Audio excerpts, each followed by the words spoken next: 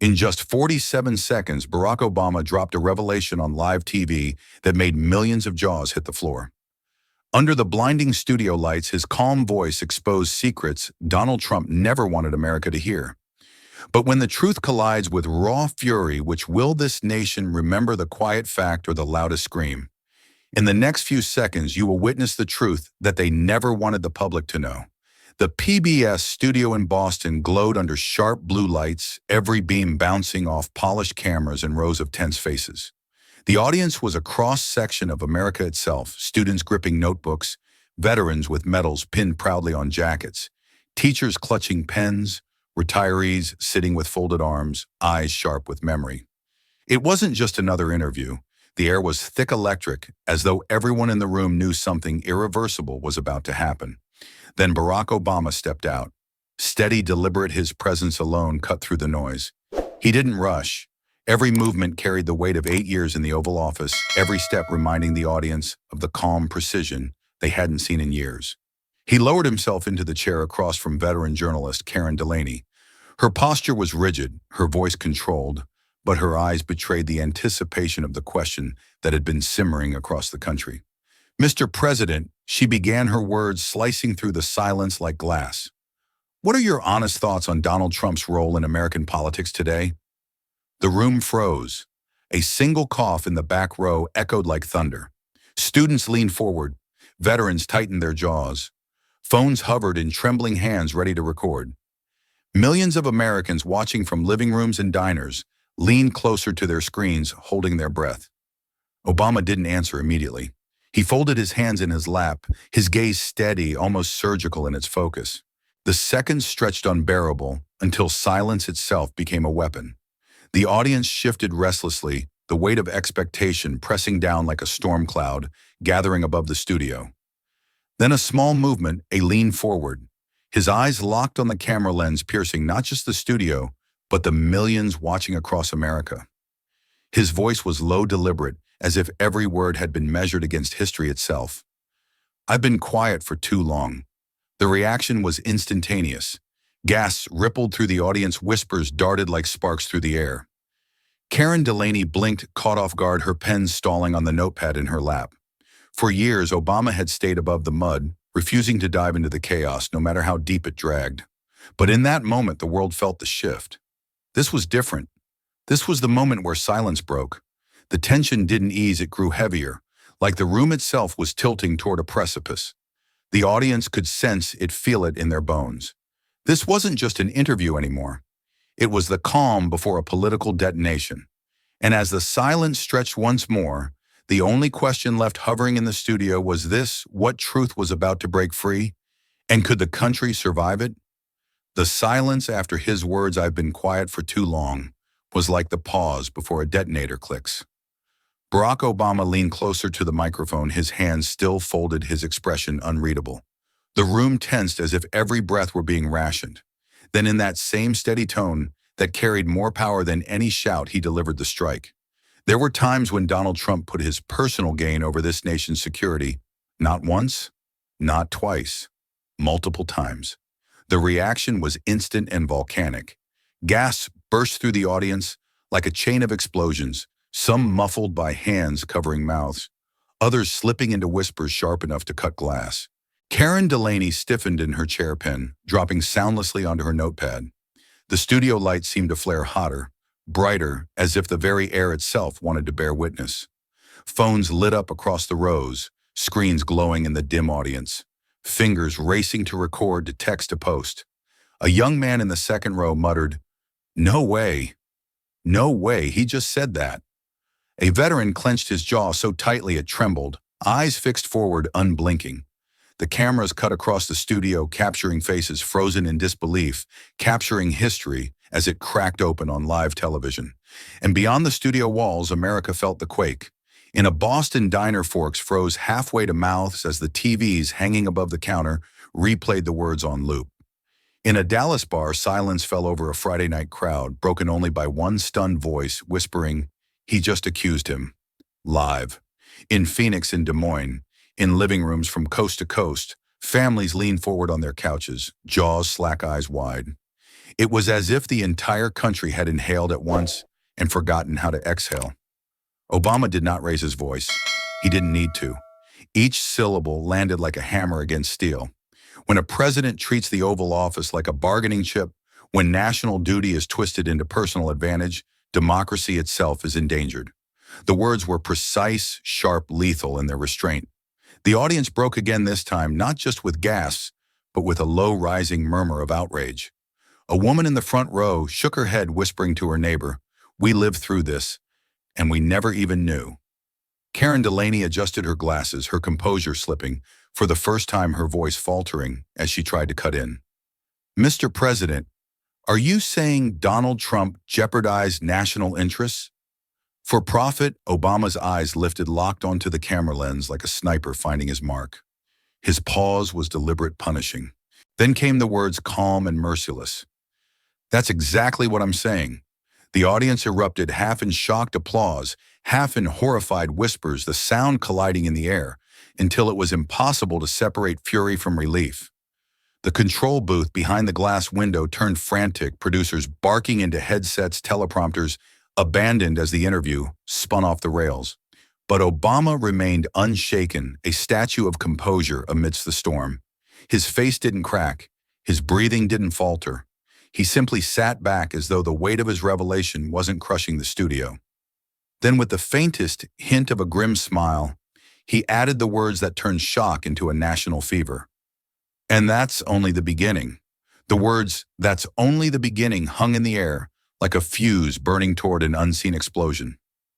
For a moment, the studio was caught between silence and chaos, an unstable quiet that felt like the edge of an earthquake. Then the dam broke. Phones lit up across the rows, screens glowing like fireflies in the dark. Fingers tapped furiously. The hashtag Obama bombshell surged into existence before the applause had even died down. In the control booth, chaos ruled. Producers barked into headsets, sweat glistening under the harsh glow of monitors. "Cut to camera 3, no, stay wide, stay wide."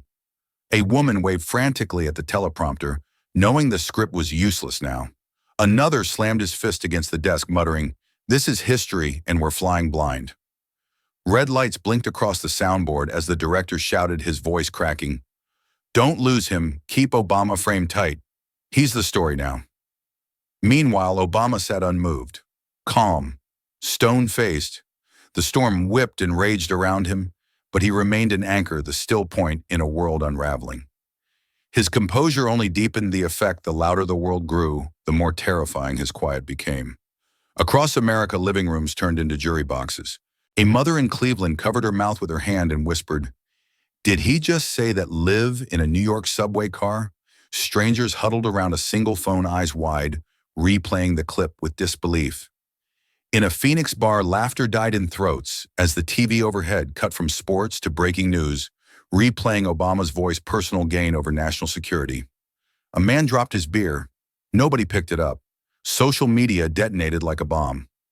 On Twitter, the trending column was consumed. Hashtag Obama bombshell at the top, followed closely by hashtag Trump meltdown. TikTok was flooded with split-screen reactions. On one side, Obama's calm, steady gaze. On the other, users screaming, crying, laughing, or just staring blankly. Memes spread at light speed, Obama's stone face captioned with receipts ready. Trump's angry tweets already starting to appear, screenshotted and mocked. Yet inside the studio, the energy was something darker, heavier. It was no longer just a live interview. It was a courtroom, a battlefield, a confessional booth, all in one. Karen Delaney's hand trembled as she tried to shuffle her notes, her voice nearly swallowed by the rising hum of the audience. Security guards exchanged nervous glances along the walls as though truth itself might spark a riot. And still Obama sat unmoving, his gaze steady, as if he were waiting for the country to finish gasping before he lowered the next blade. His silence screamed louder than any voice. Every second stretched, pulling tighter against the nerves of everyone watching. From the control booth to diners in Dallas, from classrooms in Boston to truck stops in Montana, the question spread like wildfire, whispered, posted, and shouted in disbelief. What happens when truth refuses to stay buried? The question still echoed in the air. What happens when truth refuses to stay buried? when Barack Obama leaned forward again. His posture hadn't changed, but the gravity in his voice pulled the entire room tighter, as if invisible hands were pressing down on every chest. He spoke slowly, his tone sharper now, the weight of memory pressing through every syllable. There was a late-night call. He began, his eyes narrowing, his hands clasped together. I was briefed on it the following morning. The President of the United States was not speaking as the voice of this nation. He was speaking as the CEO of his brand. The studio seemed to shatter in silence. A collective intake of breath rippled through the rows. A woman in the front row gasped audibly and clamped her hand over her mouth, her eyes wide, trembling. Karen Delaney shifted forward in her chair, her face caught between disbelief and dread. The audience murmured low, jagged whispers cutting through the quiet like broken glass. Obama didn't flinch. He didn't speed up. He let the silence expand, forcing every listener to sit with the image, an American president using his office not for the country, but for himself. He let the betrayal drip into the room until even the air felt contaminated. You see, he continued, his voice measured, when private profit outweighs public duty. That isn't politics. That's corruption wearing a flag as disguise. His words landed one by one, each like a hammer, pounding a nail deeper into the coffin of denial. The murmurs grew louder now, outrage swelling in waves. A veteran shifted in his seat, his jaw trembling, as though holding back a curse. A teacher in the middle row whispered, "Oh my God," to no one in particular. Even Karen's pen had stilled useless in her hand, as she stared at Obama like she was hearing something the nation wasn't supposed to know. The cameras caught it all, the trembling hands in the crowd, the blinking red lights of cell phones recording the beads of sweat sliding down foreheads as the truth settled like a weight on their shoulders. And Obama Comstone still wasn't done. "Do we want leaders?" he asked suddenly, his voice slicing through the air, "who treat democracy like a bargaining chip?" His eyes swept the room, then locked on the lens of the camera, carrying the question into every diner, every classroom, every living room in America. The silence after the question wasn't empty, it was suffocating. The audience seemed frozen, no one daring to move, as though the wrong gesture might betray them. The studio lights blazed hotter, amplifying every heartbeat, every shallow breath. One young man in the second row whispered hoarsely, "He just accused Trump of selling out the country." The words weren't shouted, but they didn't need to be. The truth had already detonated, and there was no rewinding it. And through it all, Barack Obama sat unshaken calm in the center of the storm he had just unleashed. The stillness of his body was a contrast so sharp it cut deeper than rage-proof, that sometimes the quietest voice is the deadliest weapon. The question still rang in living rooms across America. Do we want leaders who treat democracy like a bargaining chip? When the camera cut away to Mar-a-Lago, the chandeliered dining room, usually dripping with quiet luxury, had been transformed into a war room. Papers littered the gold-trimmed table, aides rushed back and forth, and the former president himself paced like a caged animal phone, in hand-face flushed with rage. Donald Trump barked at his staff, words spilling like gunfire. Lies, all lies. Obama's a failure, a jealous failure. His shoes struck the marble floor with rapid, uneven steps. One aide whispered nervously, "Sir, maybe we should craft a formal response." But the suggestion was crushed under Trump's booming voice. "I don't wait. Nobody waits on me." Then came the sound that defined his presidency, the furious tapping of thumbs on glass. His phone glowed under the chandelier's light as he typed and deleted, sweat beading on his forehead. Finally, the post detonated on Twitter like a grenade. "Lies, Obama, jealous witch hunt." The staff winced. They knew the cameras across America would seize it instantly. But Trump wasn't done. His fingers hammered out more, each post more frantic than the last. "No one has done more for America than me." Obama, weak, pathetic. Witch hunt. In stark contrast, PBS still streamed Obama's calm, deliberate voice. Split screens filled televisions everywhere on one side, Obama steady as stone. On the other, Trump ranting in all caps at 2 a.m. The difference was night and day, composure versus chaos, statesmanship versus meltdown. The emotional tide swept across the country. In a diner in Ohio, a truck driver slammed his mug onto the counter, muttering, "Look at him losing it in real time." In Los Angeles, college students replayed Obama's words side by side with Trump's tweets, laughing in disbelief. And in a small-town kitchen in Iowa, a grandmother whispered to her daughter, "One man sounds like a leader. The other sounds like a child." Back at Mar-a-Lago, the frenzy only escalated. Advisors pushed headlines across the table, all of them screaming about Obama's revelations, all of them ignoring Trump's rebuttals. His face reddened further, his voice thundered louder. But nothing he said seemed to cut through the storm Obama had ignited. The more he ranted, the more desperate he appeared. Aides tried to steady him. "Sir, if we keep feeding this, it looks worse," but he brushed them off with a wave of his hand. "No, I'll fight anyone, anywhere." His words echoed against the gilded walls, but outside the world wasn't listening to his fury. They were replaying Obama's stillness, his restraint, his calm destruction. The contrast had gone viral. On every screen in America, it wasn't just a political battle anymore. It was an image war. One man composed the other, unraveling. And as the hashtags burned hotter, hashtag Obama bombshell versus hashtag Trump meltdown, the nation had already made its choice about which image would be remembered. The meltdown was still unfolding at Mar-a-Lago when the studio in Boston remained frozen in tense anticipation. On PBS, Barack Obama sat motionless, composed, as if insulated from the chaos outside. But the control booth buzzed with incoming feeds. News anchors across rival networks were already cutting in live, reporting Trump's furious tirade on social media. Screens flickered with split images, Obama calm in his chair, Trump raging in tweets that screamed in all caps. Karen Delaney pressed a finger to her earpiece, her eyes widening at the producer's whisper. She glanced down at the card slid discreetly across the desk, bold black letters, "Trump is melting down on Twitter." The audience stirred uneasily, murmurs rising like a low drum roll. But Obama's expression didn't waver. He lifted his chin slightly, the faintest smile tugging at the corner of his mouth. "That's his choice," he said softly, the words deliberate, almost surgical. The contrast was cinematic. On cable news, commentators leaned over desks, voices urgent. "We've never seen a former president unravel in real time like this." Headlines blared in crimson banners. "Trump erupts online as Obama drops. Bombshell live." On TikTok, side-by-side clips went viral instantly. Obama's still face on one side, Trump's frantic tweets scrolling endlessly on the other. A caption read, 20 words versus 200. Inside the studio, serenity reigned. Obama's breathing was steady, his gaze unwavering. The storm outside only made his composure more profound, as if his stillness was swallowing all the noise, rendering it powerless. Every heartbeat in the room seemed to sync with the rhythm of his calm. The more America saw Trump flailing, the more the gravity of Obama's restraint took hold. In diners and living rooms, the nation leaned forward. A waitress in Detroit paused mid-step, coffee pot in hand, staring at the television replay. "Look at him," a customer muttered, shaking his head, one speaking like a leader, the others screaming into the void. In Phoenix, a group of college students erupted into laughter at Trump's latest post, "Obama jealous," before falling silent as Obama's words replayed.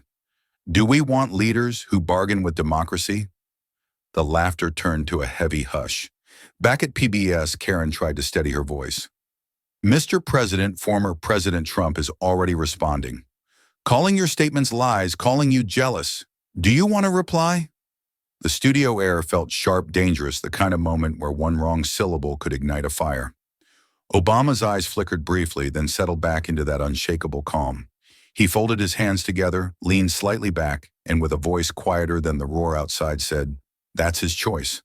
The audience erupted not in chaos, but in a wave of cathartic applause that seemed to wash over the studio walls. Calm had become defiance.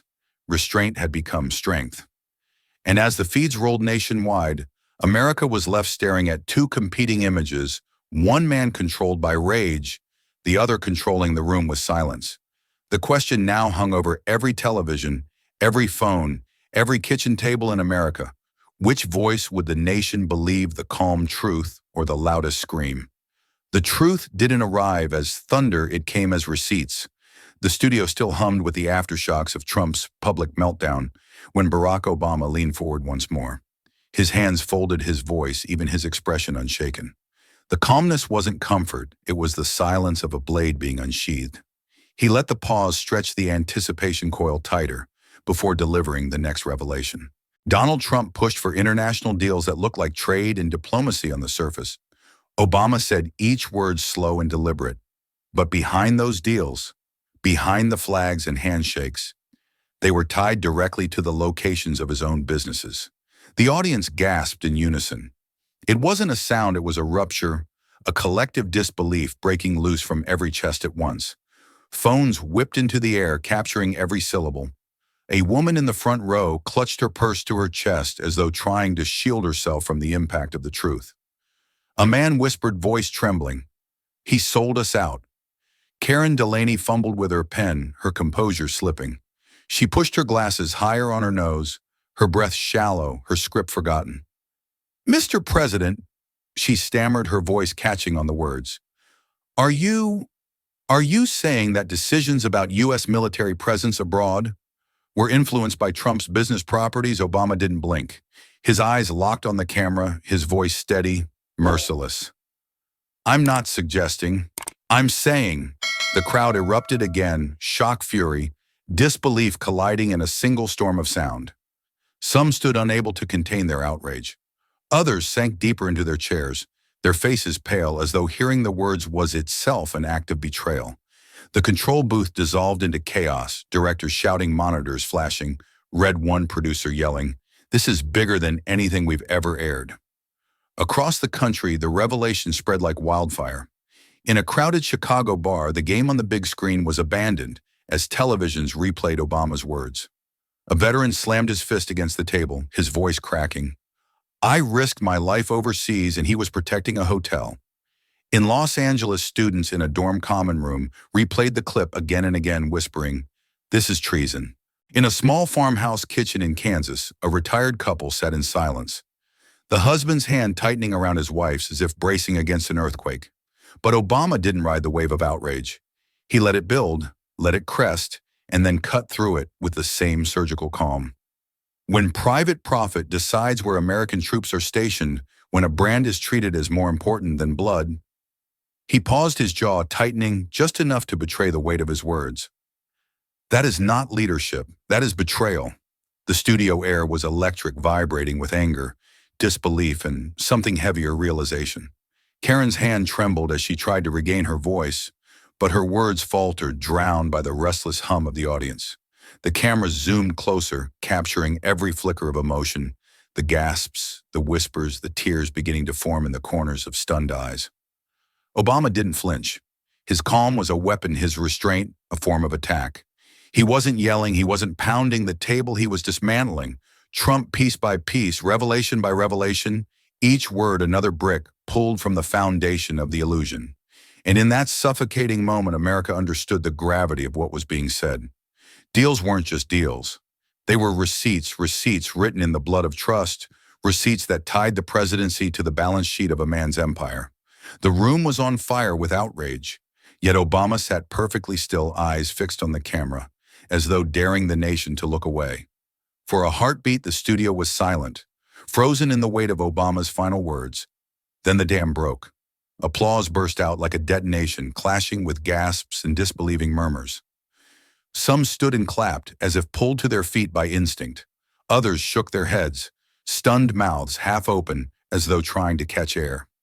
It wasn't polite applause, it was raw, uncontrolled, desperate to release the pressure building in every chest. Karen Delaney's pen slipped from her hand and clattered on the desk, the sound lost under the roar. She looked to the control booth, eyes wide, but the crew inside were just as rattled. One producer held his headset crooked, staring blankly at the monitors as if he'd just witnessed history shatter in front of him. Another mouthed silently, "This changes everything." And then, quiet, sharp as a knife, came a whisper from the second row. A college student, phone still raised, eyes wide with awe, leaned toward his friend and hissed, "This is bigger than Watergate." The words cut through the noise caught on camera mics, and before the segment even ended, they were echoing across social media like a prophecy. Twitter seized it first. Hashtag bigger than Watergate skyrocketed within minutes. The clip looped endlessly, cut into 20-second reels, replaying Obama's unflinching face as he declared, "I'm not suggesting. I'm saying." TikTok exploded with edits side-by-side comparisons of Nixon's resignation and Trump's brand logos flashing beneath Obama's voice. On Instagram, the still image of Obama's calm stare under the caption, "Receipts don't lie," spread like wildfire. In living rooms across America, disbelief morphed into something heavier reckoning. A retired teacher in Arizona pushed herself back in her chair, whispering, "All those years and we never knew." A young veteran in North Carolina threw his cap to the floor, muttering through clenched teeth, "I bled overseas," while he was patting his empire. In New York, students crowded into dorm lounges, the words "bigger than Watergate" scrawled on whiteboards as if it were already a lesson in history class. Back in the PBS studio, Obama didn't move. He let the storm rage applause, shouts the sound of people gasping for breath, as though he had rehearsed the silence that would follow the explosion. His calm was more powerful than any eruption, his restraint making the chaos around him look small, unmoored. Karen tried to interject, but her voice cracked, drowned by the fever that had seized the room. The cameras caught her trembling hands, the audience's shaking heads, the blur of clapping palms. And still the microphones kept picking up that one whispered phrase, repeating in the crowd, "bigger than Watergate." The nation could feel it. This wasn't just a scandal. This was something that would not be erased, something that would etch itself into the collective memory. The disbelief had transformed into outrage, into fury, into a demand for accountability. And as the clip continued to loop across every screen in America, the question no longer was whether people believed it. The question was what they would do with a truth, this devastating a truth, too loud to ever be buried again. The words "bigger than Watergate" spread like a shockwave, rattling out of the PBS studio and into the veins of the nation. Bars, classrooms, truck stops, and living rooms became extensions of the broadcast, each screen replaying the moment on a loop. In Chicago, a truck driver sat at the counter of a roadside diner, coffee cooling in his hands, his voice low but sharp. "I carried this flag on my rig for 30 years, and he sold it for a hotel lobby." The waitress beside him stopped mid-pour, her eyes glued to the television above the grill. In Texas, a group of teachers crowded around a break-room TV, some clutching their mugs like lifelines. One whispered, "We taught kids to trust the presidency. What do we tell them now?" Another shook her head, anger rising through her voice. "We tell them the truth, even if it hurts." The screen replayed Obama's words, "I'm not suggesting, I'm saying." And silence fell heavy across the room. Even those who had sworn off politics couldn't look away. In a dim bar in Montana, two men argued over a pool table, their cues forgotten. One shook his head furiously, muttering, "I don't care about politics, but this is different." Around them, televisions glared from every wall, each showing Obama calm, unflinching, while Trump's tweets scrolled across the bottom in frantic capital letters. The contrast was undeniable: serenity on one side, chaos on the other. In dorm rooms across the country, students huddled around, glowing laptops, faces illuminated by the replay. One young woman whispered, "It's not just what he said, it's how he said it, like he's been holding it back for years." Her roommate nodded, jaw tight. "And if he's right, then everything we thought we knew about leadership is a lie." Then came the twist that no one expected. Obama's voice lowered, carrying a weight that silenced even the restless crowd in the studio. "For a long time, I believed the office itself would shape the man. I believed the gravity of responsibility would force him to rise." He paused, eyes burning into the lens. "I was wrong." The words hit harder than the accusations. They weren't just about Trump, they were about America's own misplaced faith. In living rooms, families shifted uncomfortably, the admission echoing louder than any insult. A retired Navy officer in Virginia clenched his fists, whispering to his wife, "If Obama was wrong, then so were we." A young mother in Seattle hugged her son tighter, her eyes wet, whispering, "We can't depend on titles to save us." The country sat divided, but united in one thing: no one could look away. The tension wasn't partisan anymore. It was personal. It was human. It was the raw collision of expectation and betrayal. Obama had stripped away not only the illusion of one man, but the myth that power itself was a safeguard. The studio fell into silence again, suffocating and electric, as the question rippled out of Obama's steady voice, lodging itself in the heart of the nation. If the office couldn't shape the man, What can the people do? For every calm truth, a storm of fury. Mar-a-Lago's chandelier dining hall had been stripped of its elegance and turned into a bunker of desperation. The gold-trimmed tables were buried under printouts of headlines, glowing iPads, and half-empty coffee cups. Staffers whispered in corners, phones pressed tight against their ears, while the man at the center of it all paced like a restless beast. Donald Trump's face was crimson, his hair disheveled, his voice ricocheting off marble walls with the fury of a man cornered. Lies, all lies. Obama's jealous, pathetic, jealous. His words thundered, shaking aides who scrambled to keep up. An advisor clutching a notepad like a shield tried to steady him. Sir, if we respond too fast, it feeds the fire. Maybe we wait, craft something measured. Wait, Trump spun on his heel, eyes blazing. I don't wait. No one tells me to wait. His phone was already in his hand, thumb slamming against the screen. Each keystroke was like the cocking of a trigger, and then bang. The post went live, Obama jealous. Total witch hunt. Staffers winced as if struck. Another aide whispered, "This will only make it worse." But Trump was already typing again. One post became two became five. No one has done more for America than me. Obama, weak, pathetic. This is all fake news. The tweets poured out in a flood, frantic and defensive, the digital equivalent of a man screaming into a storm.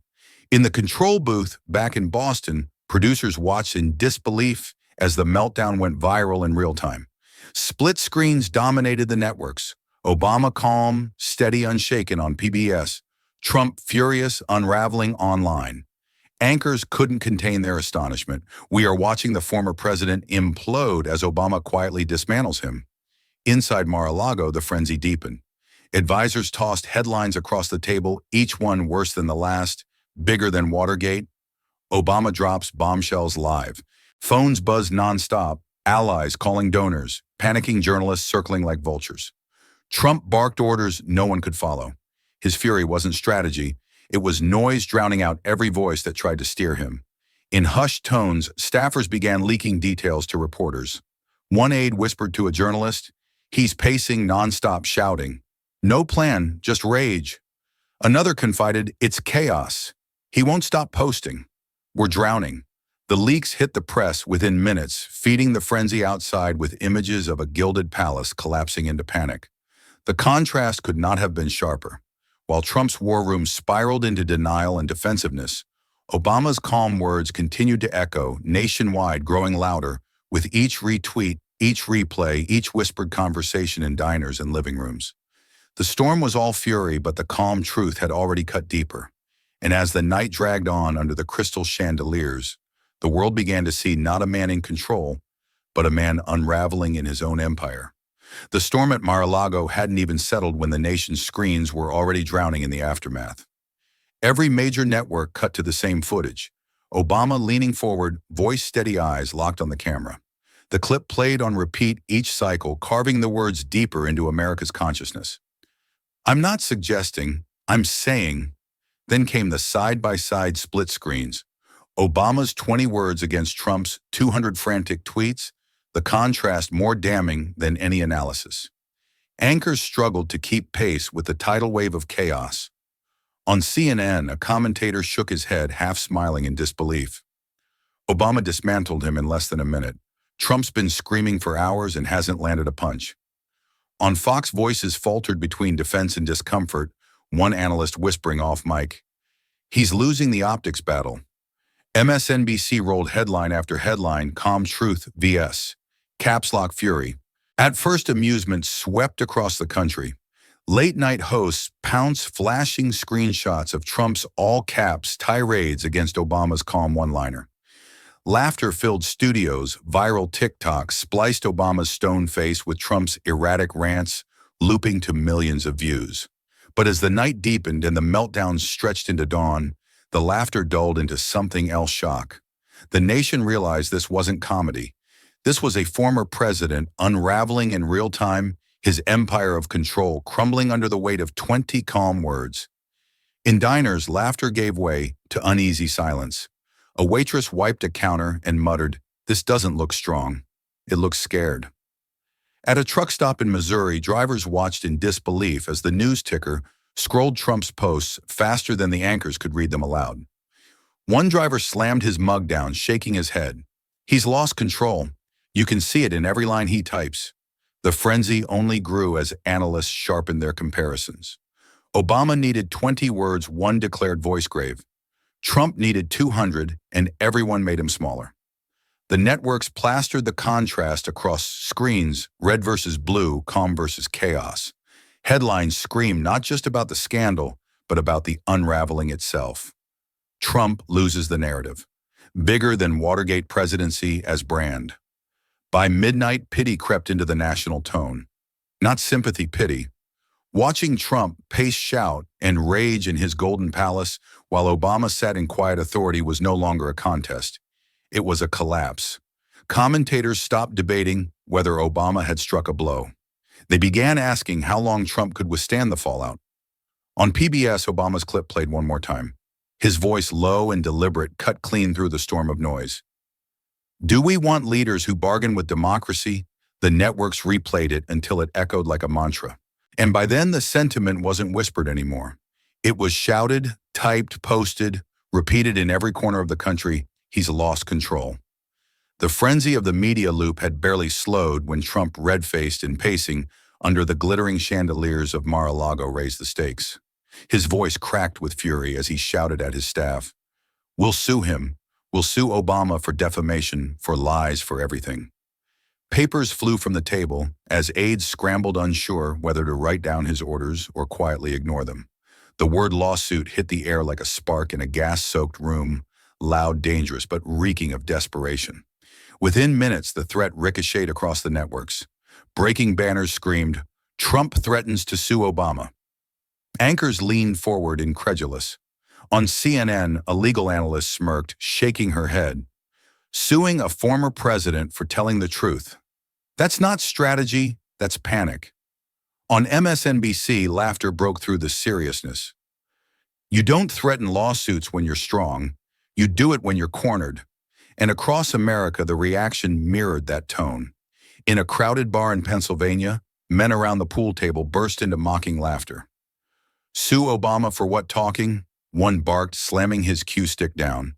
In Los Angeles, college students filmed TikToks parodying Trump's threat, complete with fake legal documents stamped in red ink file under jealousy.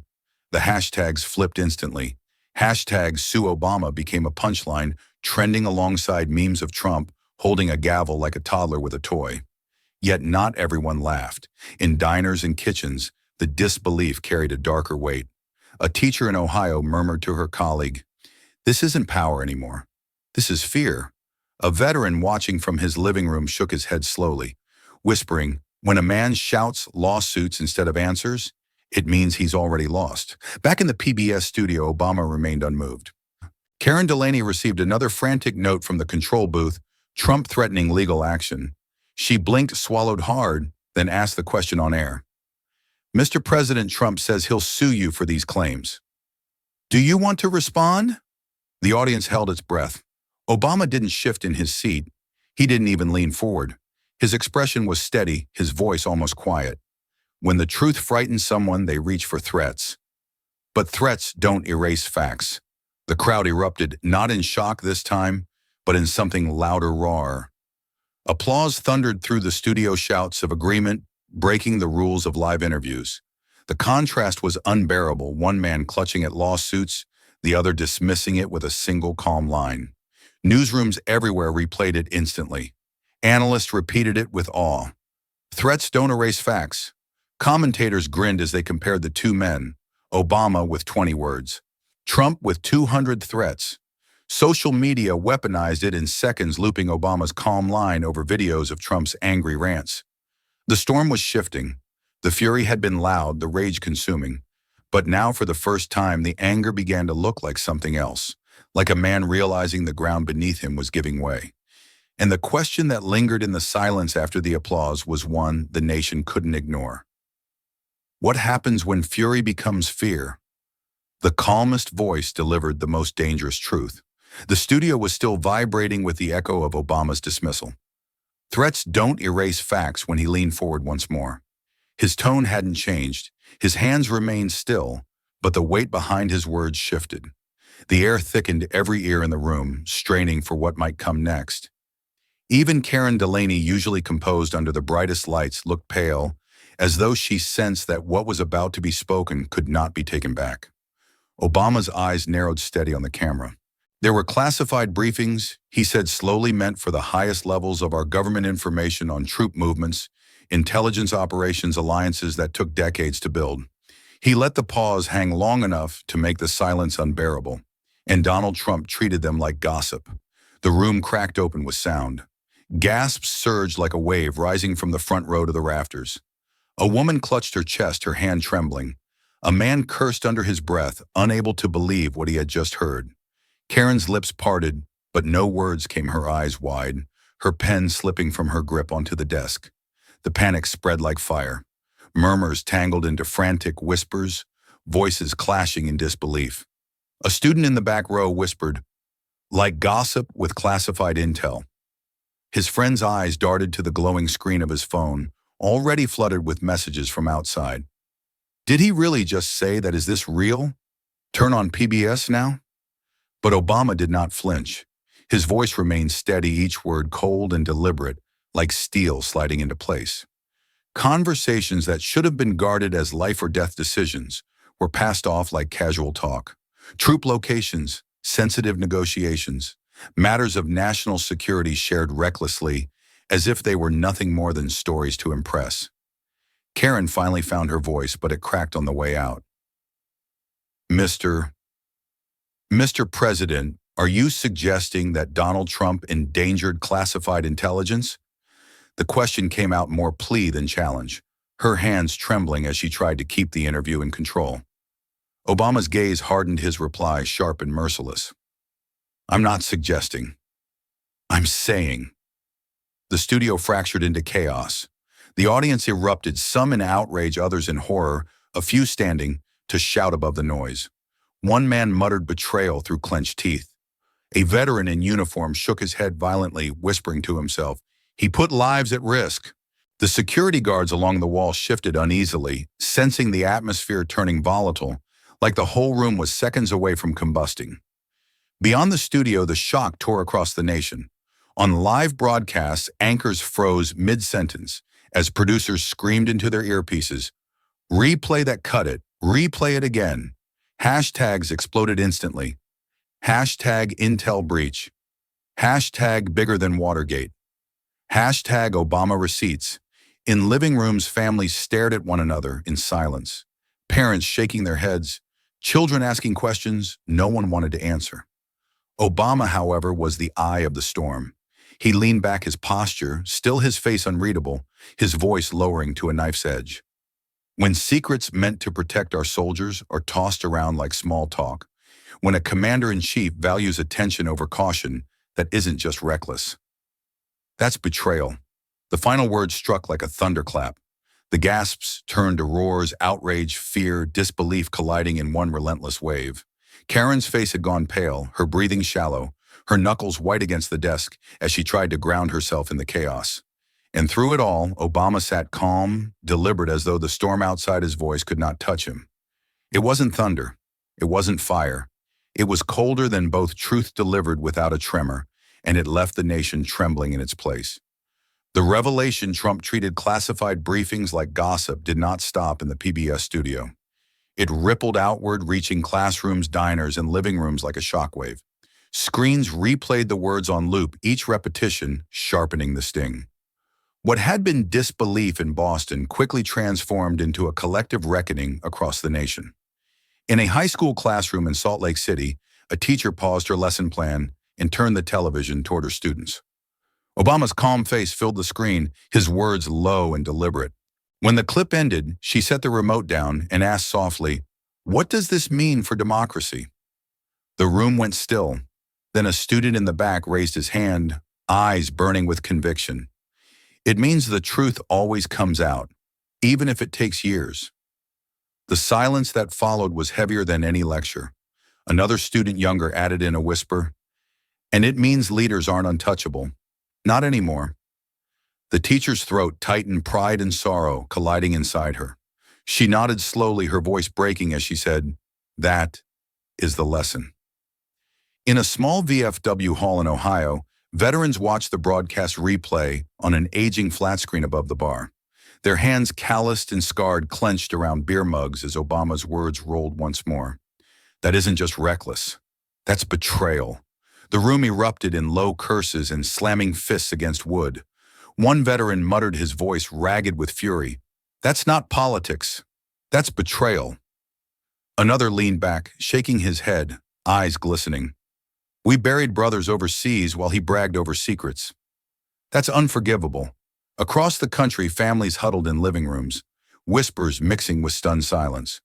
A grandmother in Florida held her grandson's hand tightly as he asked Grandma, "Why would a president do that?" She swallowed hard, her voice trembling, because sometimes power makes men forget their duty. And when they do, it's the people who pay the price. Her words landed with the weight of experience, carrying the echoes of generations who had seen promises broken before. Bars buzzed with tension, truck stops filled with arguments, and even the apolitical leaned in, unable to look away.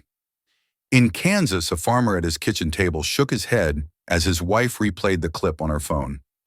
"I never cared much for politics," he said quietly, "but this is about trust, and trust is gone." His wife closed her eyes, whispering, "If that's true, we're all in danger." Everywhere the clip played, shock transformed into reflection, and reflection hardened into rage. Students who had never spoken about politics before debated the meaning of leadership. Veterans who had sworn off Washington now demanded answers. Ordinary people, long numb to scandal, felt something shift inside them. The nation was no longer asking if Obama's words were true. They were asking how long they had been kept in the dark.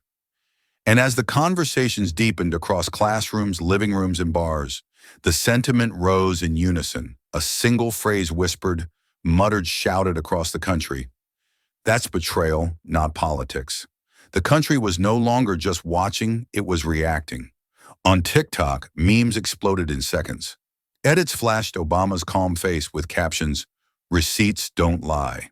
Side-by-side clips compared his 20 words to Trump's raging tweets looping against dramatic music. Hashtags ignited like wildfire. Hashtag Obama receipts. Hashtag Intel breach. Hashtag bigger than Watergate, dominating every feed. But beyond the humor, the undercurrent was deadly serious. On Twitter, long threads dissected every detail of Obama's claim, legal experts weighing in with words like reckless endangerment and breach of trust. Journalists linked old stories, whispers of classified slips that now look like glaring warnings. Instagram feeds turned into battlegrounds, half memes, half essays, and even apolitical accounts shared the clip with one caption, "Watch this, understand this." Meanwhile, in the real world, screens replayed the moment again and again. In coffee shops from Portland to Miami, baristas froze mid-pour, customers huddling around glowing phones, mouths tight with disbelief. A group of nurses on break sat in silence as one whispered, "We risked everything during the pandemic, and this man risked secrets for ego." Their words hung heavy over paper cups and tired eyes. In bars, the mood turned hotter. Truck drivers slammed mugs down. Veterans swore under their breath. Strangers debated loudly over pool tables. A man in Detroit growled, "This isn't politics anymore. This is treason, dressed up as business." Another spat back. Then why didn't anyone stop him? The argument surged until the bartender muted the TV, only to be shouted down by patrons demanding it back on. Classrooms became crucibles of reflection. In California, a history teacher paused the lesson plan, replayed Obama's line, and asked her students, "Why does this matter?"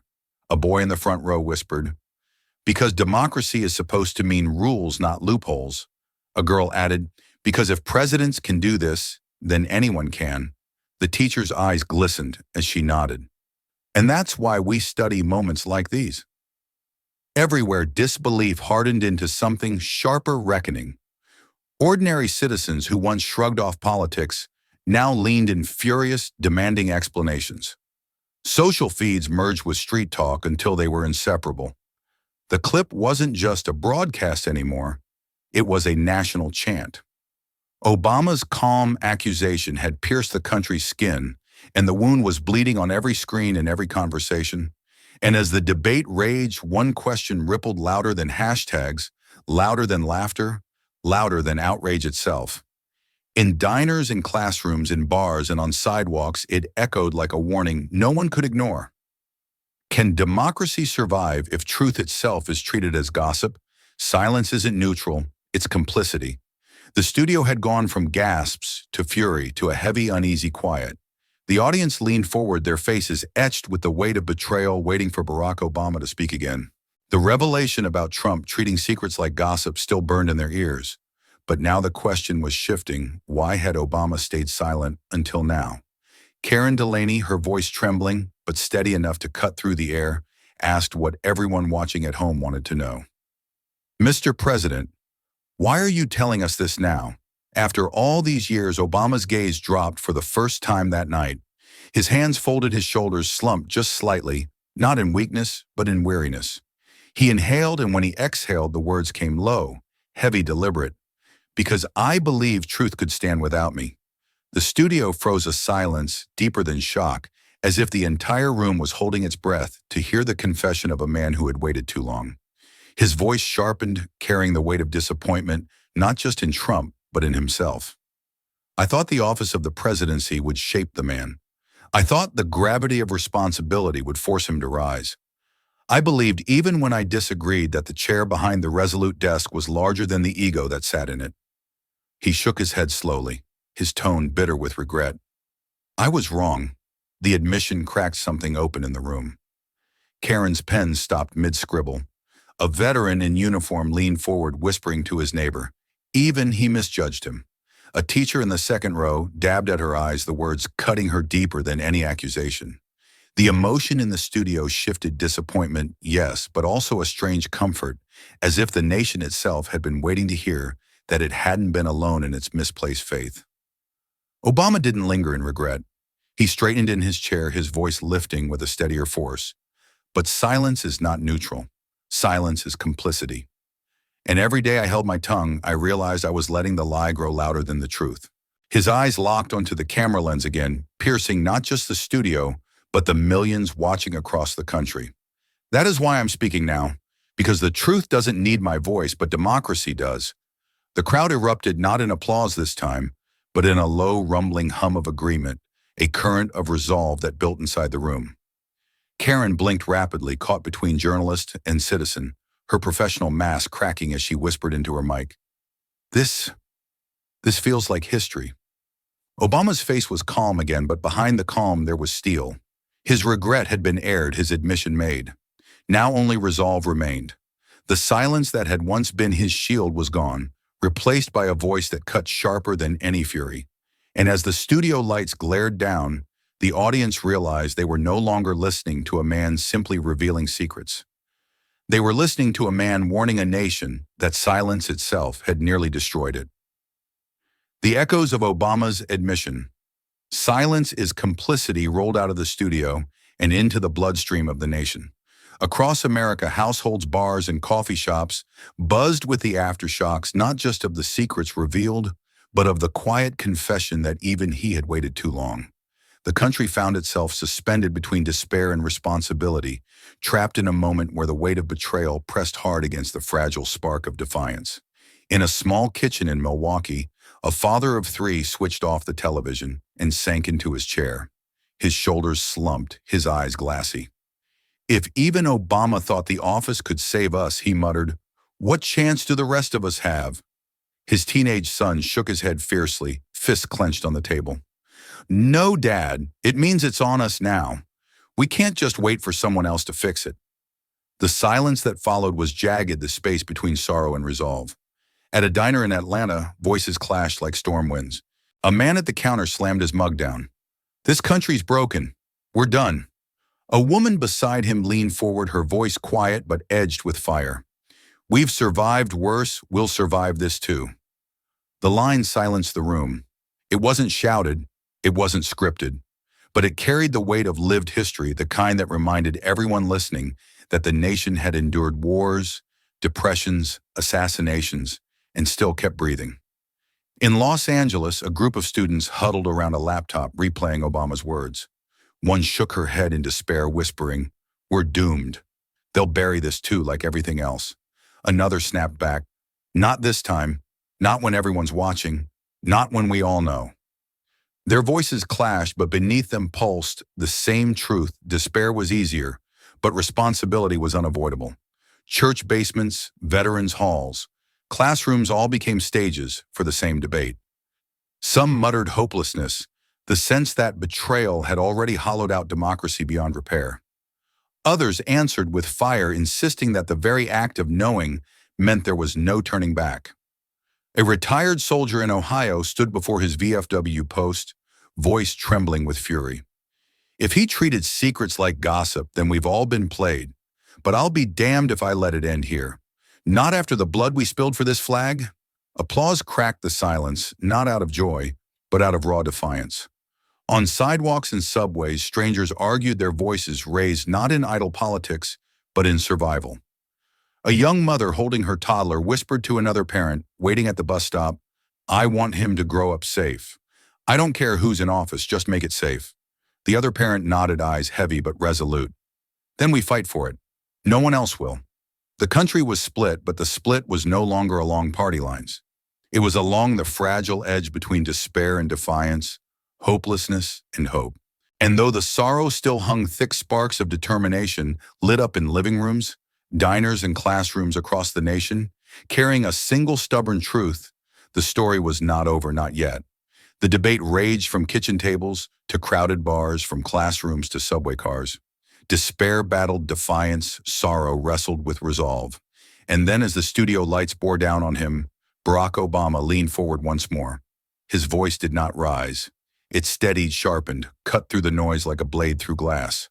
"We don't fix the country by shouting louder," he said, pausing just long enough for the weight to land, "but by listening harder." The words fell into the room like a commandment. The applause didn't come right away, just silence, deep and reverent, as if the audience needed to breathe it in first. Karen Delaney's hand froze halfway to her notepad. A man in the back row lowered his phone slowly, forgetting to record. The sentence wasn't just an answer, it was a direction, a reminder that the path forward wouldn't be carved by rage, but by attention, patience, and truth. Outside the studio, the line spread like a second wildfire.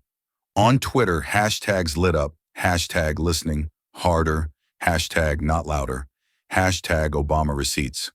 TikTok spliced his words over images of protests, debates, and arguments in diners, transforming them into something larger, a national mantra. In coffee shops, strangers leaned across tables, repeating it to one another. In classrooms, teachers wrote it on whiteboards as though it had been pulled from the pages of history. The effect was unifying, if only for a breath. A veteran in Kentucky looked at his grandson across the dinner table and said, "That's what I fought for. Not noise, not chaos, just the right to be heard." In a Brooklyn subway car, commuters of every background watched the replay on their phones, nodding quietly. The usual divide of silence replaced by a collective awareness that they were hearing the same thing at the same time. And yet, beneath the moment of unity, the choice loomed darker. Listening was harder than shouting, harder than rage, harder than denial. It demanded humility. It demanded change. Karen finally broke the silence, her voice hushed but steady. "Mr. President," she asked, "do you believe America is ready to listen?" Obama's gaze locked on the camera lens, his face calm but unyielding. "The truth is simple," he said, "but whether we accept it, that is the test of democracy." The audience inhaled sharply, their eyes fixed on him, as though he were no longer just speaking to a studio, but to the conscience of a country. His calm had become its own kind of defiance, his restraint a force stronger than fury. The studio lights flickered against his still expression as he delivered the words that framed the crossroads ahead. "We don't move forward by clinging to lies. We move forward by choosing to hear the truth, even when it hurts." The room stayed silent, the audience suspended in the weight of the choice he had laid before them. And across the nation, in bars, schools, homes, and streets, the same question spread, haunting and unshakable. Will America listen or cling to lies? Truth doesn't need to shout, it echoes forever. Dawn broke across America, but the air still carried the weight of the night before. Schools, workplaces, and homes replayed the same clip on endless loop. Obama, steady, calm, deliberate, while Trump unraveled in fury. Televisions hummed in classrooms, phones buzzed in offices, and kitchen radios whispered the words again. We don't fix the country by shouting louder, but by listening harder. The nation had woken into reflection. In a small town outside Cleveland, a grandfather sat on the porch with his grandson, the morning sun spilling across their faces. The boy's tablet replayed the clip once more, eyes wide, as though staring at history itself. "Grandpa," he asked softly, "why is everyone talking about this?" The old man's gaze was heavy, his voice graveled by years of memory. "Because one man showed us what leadership looks like, and the other showed us what losing control looks like." The boy didn't speak, only nodded, the meaning settling deeper than any lecture. The words weren't about politics anymore. They were about the difference between calm and chaos, between truth and noise. The silence that followed between them wasn't empty. It was clarity passed from one generation to the next. In offices across New York, workers huddled around televisions, coffee cups untouched. Some shook their heads in disbelief. Others sat quietly watching in silence, as if afraid to break the spell. At a high school in Denver, teachers paused their lessons, letting students debate what it meant for democracy. In diners across the Midwest, strangers leaned toward one another, repeating the line like scripture: truth doesn't need to shout. The morning was intimate, almost fragile, but within it lay something powerful. The storm of fury had burned itself out, leaving behind a clarity that no volume of tweets or threats could erase. Obama's calm had not ended with applause. It had settled into the country's bones, a quiet reminder that history remembers composure more than chaos. And as America moved through its morning routines, one truth pulsed beneath every replay, every whisper, every quiet nod of agreement. The echo was just beginning. Historians moved quickly, their voices cutting through the noise, with a verdict that felt like a seal on history. He didn't out-yell him, he out-truthed him. The line appeared in headlines, on podcasts, and in textbooks drafted within weeks. Scholars compared the night to Watergate, but sharper, more visceral, a moment, not just of scandal, but of contrast between calm leadership and frantic collapse. Families, too, began to carry the story like a memory etched in stone. Around dinner tables, grandparents told their grandchildren not about the fury of Trump's tweets, but about the stillness in Obama's voice. In classrooms, teachers replayed the clip the way past generations had studied Nixon's tapes, reminding students that democracy isn't undone in silence, it's undone in noise that tries to bury truth. The emotional peak wasn't in the shock anymore, it was in the clarity. The country realized what had truly defined the moment: not fury, not volume, not the storm of insults. It was restraint. It was composure. It was the reminder that truth spoken calmly carried more weight than chaos shouted at full volume. And so the lesson was passed down. One man unraveled, the other endured. One man screamed into the void, the other whispered into history. And long after the tweets had vanished, the truth remained echoing louder than fury ever could. The final line replayed across every screen, every device, every conversation: truth speaks once calmly, and it echoes forever. It was no longer just a quote, it became a refrain, a reminder that the loudest voice is not always the lasting one. The calm delivery had cut deeper than any insult, leaving an imprint that fury could never erase. In living rooms, families whispered it like a prayer. In classrooms, teachers wrote it on whiteboards. In coffee shops, strangers repeated it, heads nodding, eyes heavy with reflection. The noise of politics was still raging, but underneath it something quieter endured, an echo that refused to die. Obama had given the nation more than a revelation. He had left it with a choice. When the noise fades, his voice asked through every replay, will we remember the truth or the story told the loudest? And that was the human message at the heart of it all.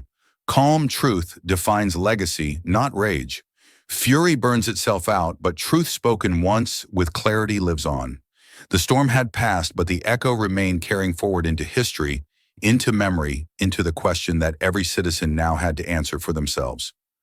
The lesson from this story is simple, but powerful. Strength is not measured by who shouts the loudest, but by who stands steady in the storm. Calm truth always outlasts rage, and dignity has a way of echoing far beyond the moment. For those of us over 50, we've seen anger rise and fall, but it is clarity, honesty, and restraint that endure. In our families, communities, and daily choices, we can choose to be that steady voice. The question is, will you pass on noise, or will you pass on truth to the next generation? Thank you for watching until this moment and for standing with us on this journey for justice. Your support means everything. Like, subscribe, and turn on notifications so you never miss what's next. And we'd love to hear your thoughts. Leave a comment below and let us know what moved you most in this story. Together, our voices make a difference.